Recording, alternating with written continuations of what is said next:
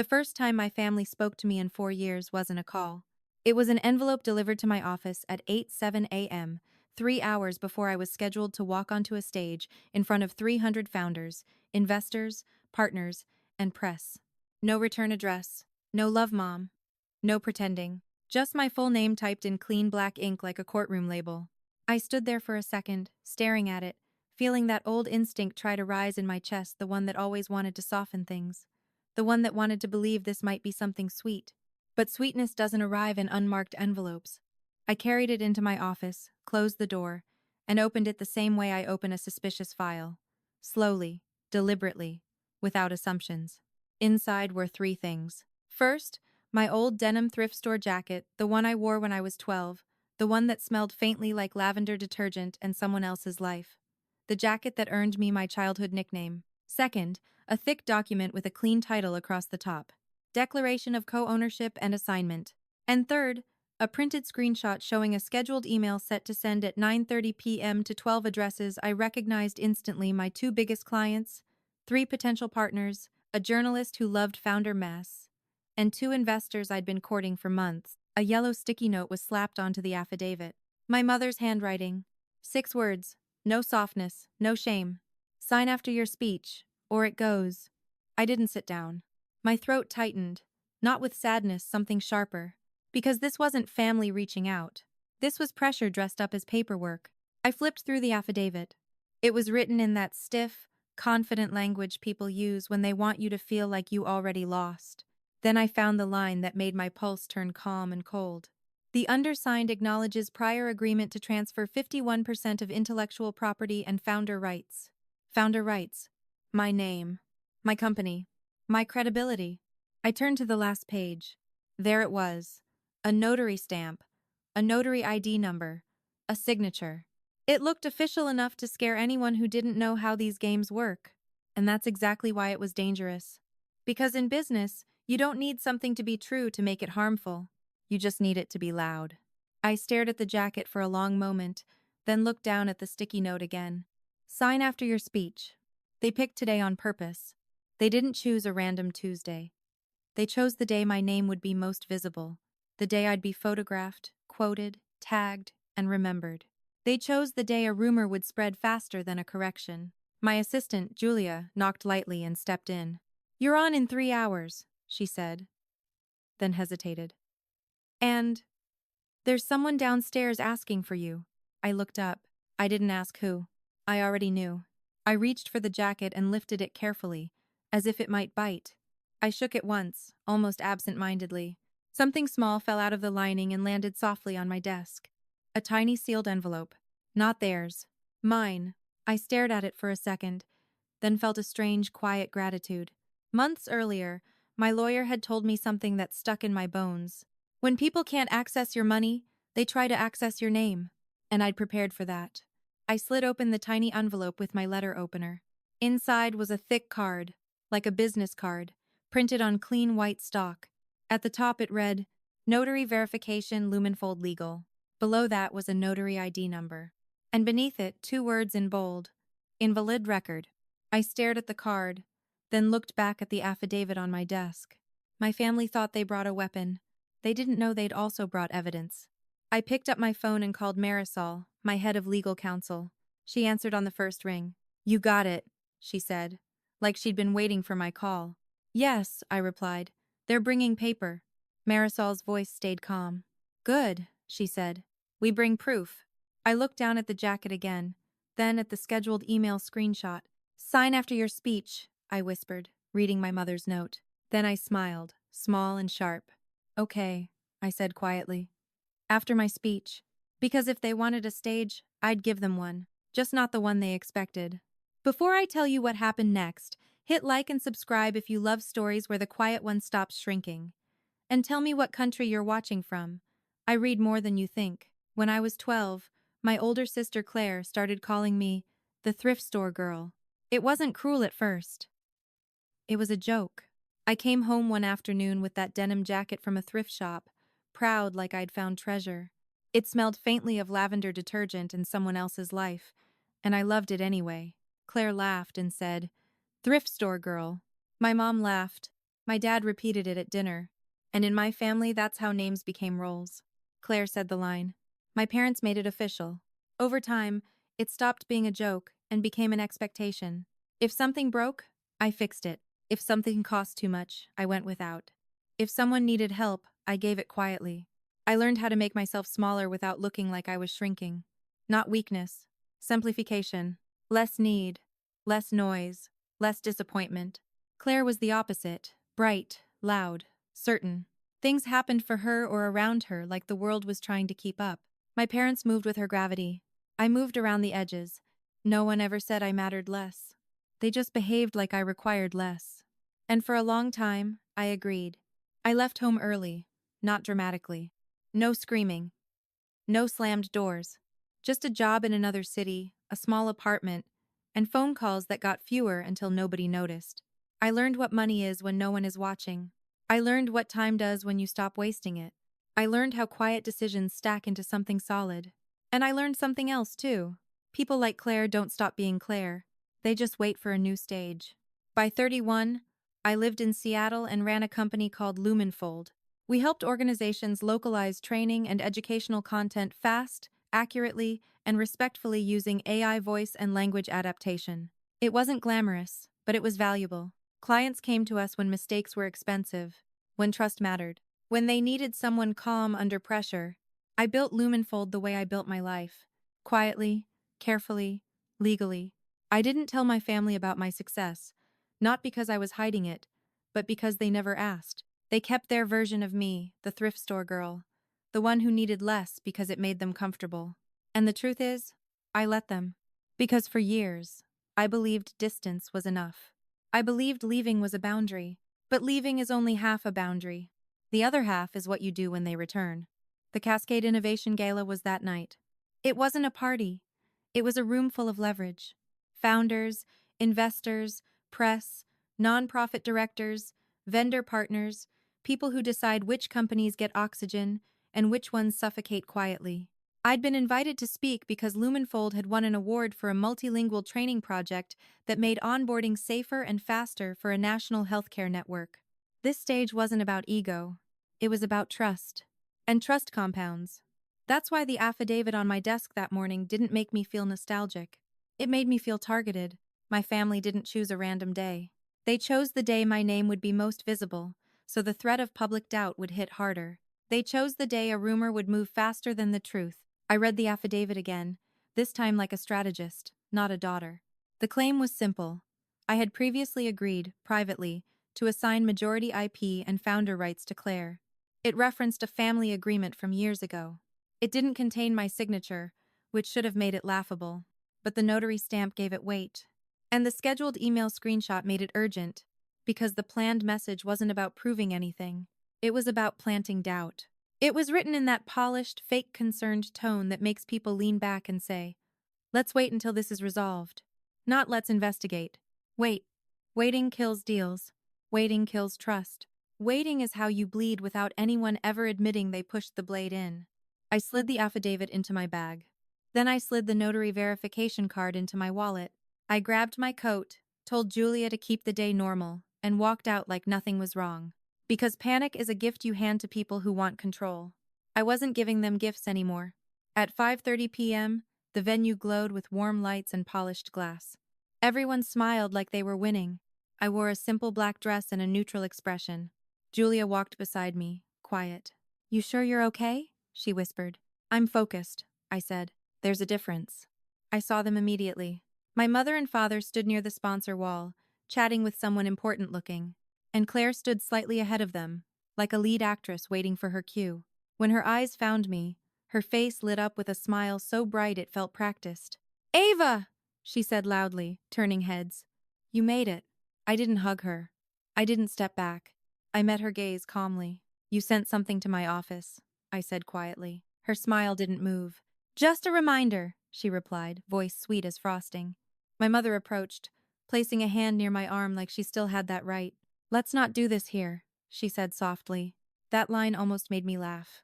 Because they picked here. They chose public. Claire leaned closer and whispered, after your speech. Not a request. A direction. I nodded.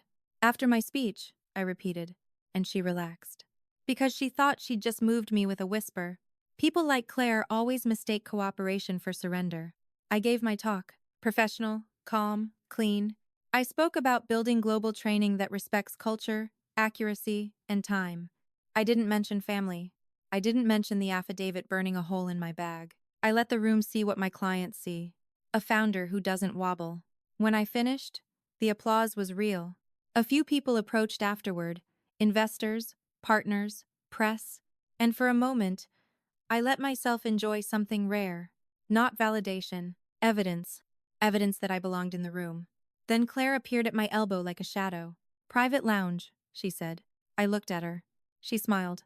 My parents were already moving in that direction. I nodded once. Lead the way, I said.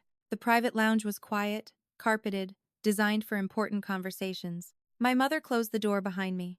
My father stood near the window like he didn't want to be caught in anyone's camera roll.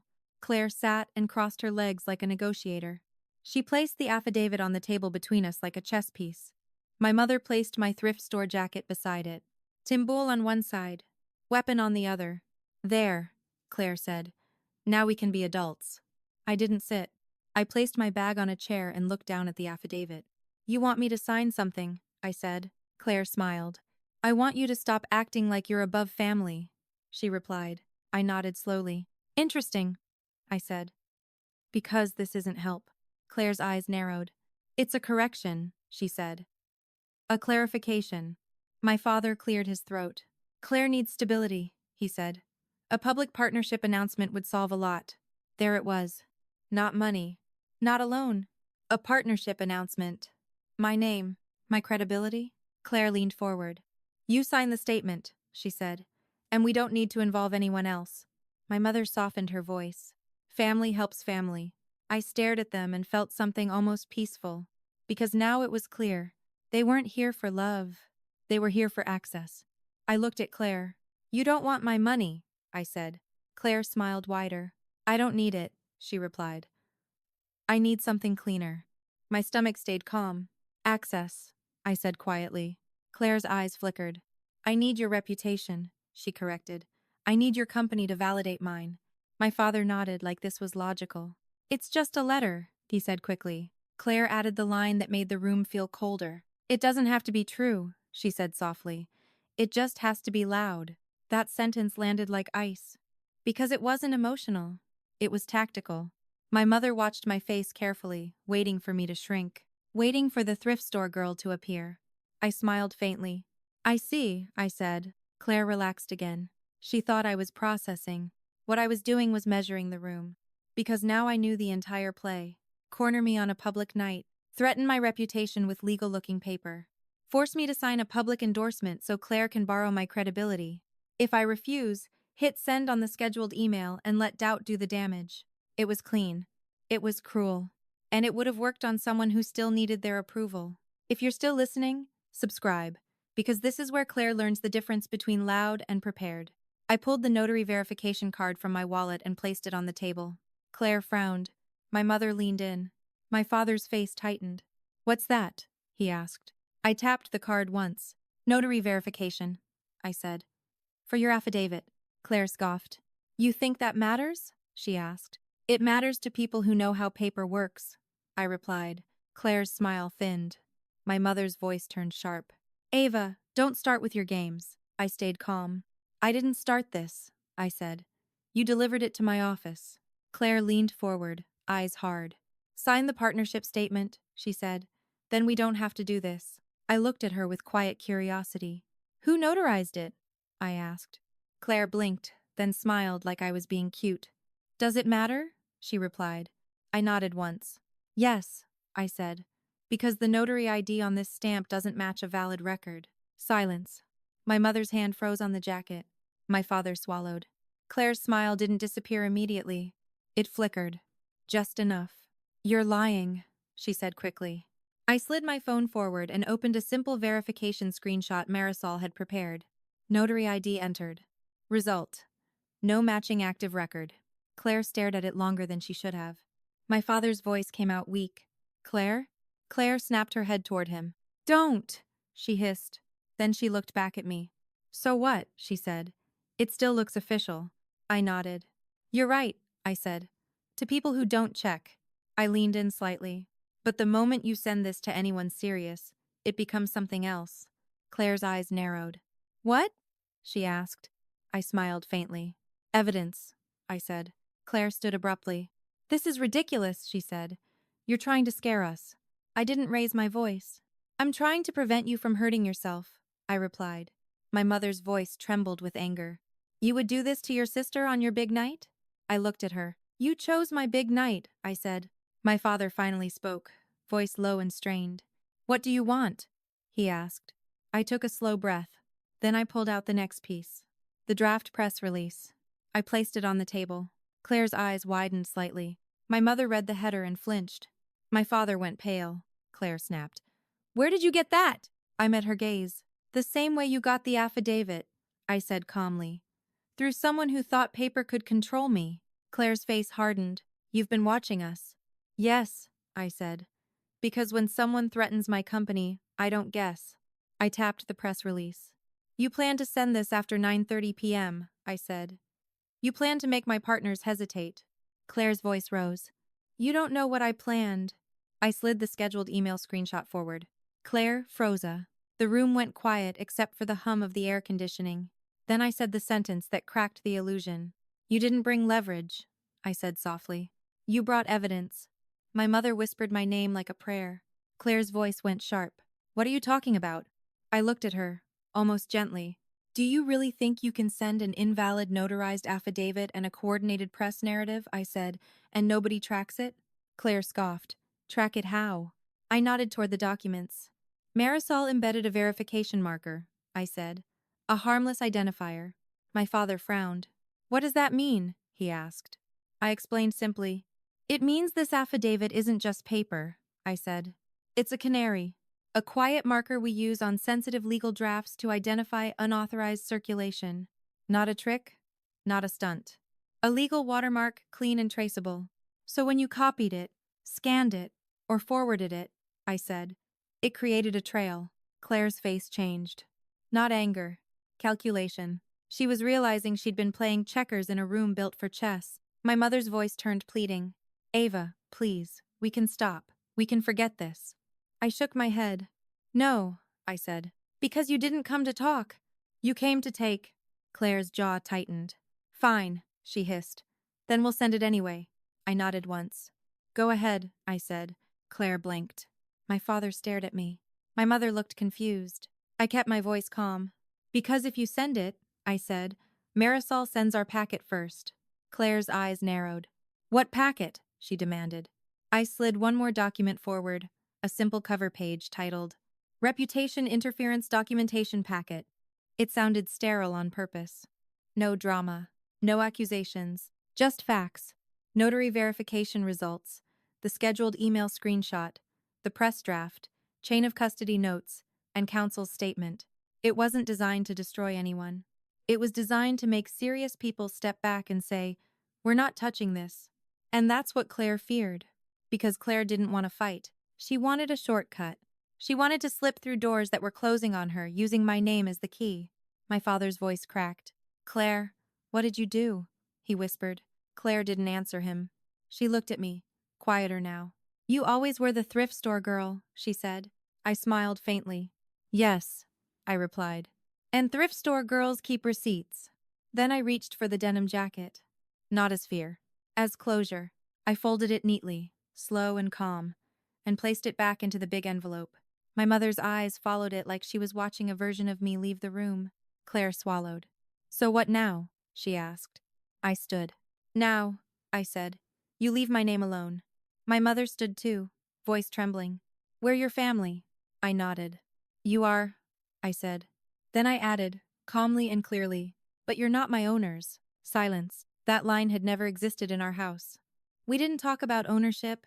We performed it. Claire's face hardened again. You think you're better than us, she said. I shook my head. No, I said. I'm just not available anymore. If you've ever been treated like your success is community property, hit like and subscribe, because the cleanest power move isn't yelling. It's documentation and a boundary that holds. Claire looked like she wanted to say something sharp, something cutting, but she didn't. Because for the first time, she was in a room where her voice couldn't rewrite reality.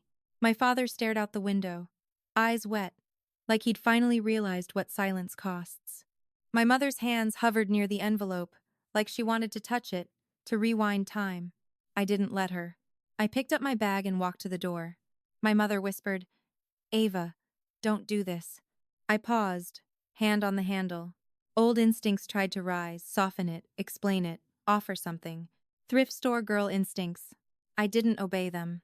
I turned back and said the simplest, truest thing I've ever said to my family. I didn't do anything to you. I just stopped doing it for you. Then I opened the door and walked out, not angry, not trembling, clear. The next morning, Marisol emailed me. Subject line, no movement overnight, no press release, no scheduled email, no urgent clarification drama. Claire didn't want conflict. She wanted access. And access disappears when someone checks the paperwork. Later that week, my mother left a voicemail. Soft, careful. Not an apology, more like a negotiation of tone. I didn't call back. Not because I hated her. Because clarity doesn't need a meeting. And boundaries don't need permission. I sat in my office and watched my team work, focused, calm, building. And I realized something that made me smile. My family tried to use paper to control me. But paper only controls people who still believe the old story. The thrift store girl. The one who needs less. The one who accepts less. That girl is gone. Not because I became hard. Because I became precise. Because I learned the most adult lesson of all. Love doesn't mean access. Family doesn't mean ownership. And when someone tries to take your name, you don't beg them to stop. You show them the receipt.